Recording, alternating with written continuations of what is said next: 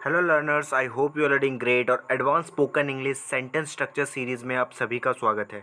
तो आज की वीडियो में मैं आपको बताऊंगा कि हिंदी के इस तरह के सेंटेंसेस को आप कैसे इंग्लिश में ट्रांसलेट कर सकते हैं। जैसे पढ़कर सुनाना, जैसे इसे पढ़कर सुनाओ, मुझे ये किताब पढ़कर सुनाया, मैंने ये किताब पढ़कर सुनाया, ये किताब मुझे पढ़कर सुनाओ, मैं पढ़कर सुनाऊंगा। ठीक है, तो पढ़कर सुनाना को इंग्लिश में क्या कहते हैं।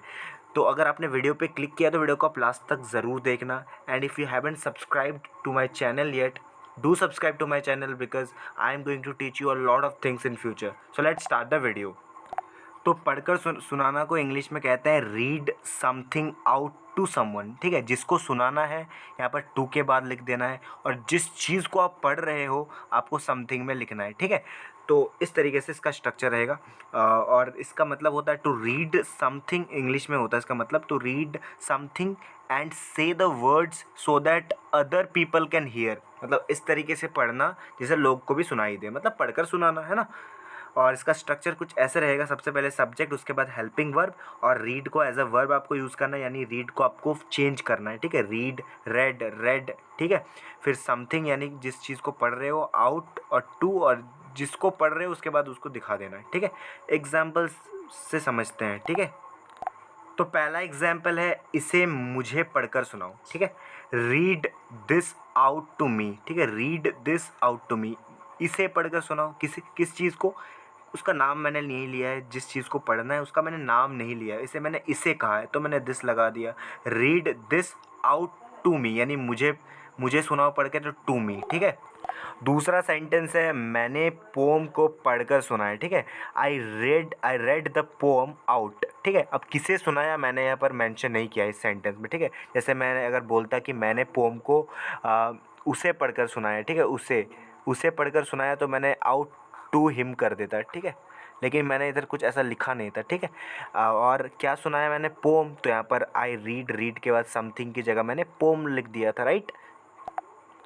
तीसरा सेंटेंस है, मैं आपको ये पेपर पढ़कर नहीं सुना सकता। ठीक है, मतलब मैं नहीं सुना सकता यार, आई कांट रीड दिस पेपर, यानी कौन सी चीज़, पेपर की बात हो रही है ना, ये पेपर यानी this paper out to you यानी आपको, है ना।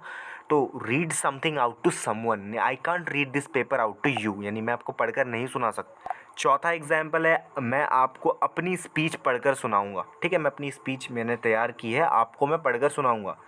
आई विल, मैं सुनाऊंगा, रीड, रीड मतलब पढ़ना होता है, लेकिन I will read my speech यानी मैं क्या करूँगा, मैं स्पीच को रीड करूँगा आउट टू यू, यानी आपको मैं पढ़कर सुनाऊँगा। ठीक है, मैं ऐसे बोलूँगा ताकि आपको भी सुनाई देगा, यानी मैं पढ़ूँगा और आप सुनोगे, मैं पढ़कर सुनाऊँगा। ठीक है, तो जिसको सुनाना है आप उस लास्ट में टू के बाद दिखाना है ऑब्जेक्ट में, और जो चीज़ आपको पढ़नी है वहाँ पर आपको रीड्स के बीच में यानी समथिंग की जगह दिखा देना है। ठीक है, और जो लास्ट सेंटेंस है वो आपके लिए है, आपकी प्रैक्टिस के लिए है, कुछ लाइंस पढ़कर सुनाओ। ठीक है, कुछ लाइंस जो है ना पढ़कर मुझे सुनाओ, इसको आपको मुझे इसे कमेंट में बताना है, मैं देखूं ताकि मुझे पता चले कि आपको समझ में आया है कि नहीं।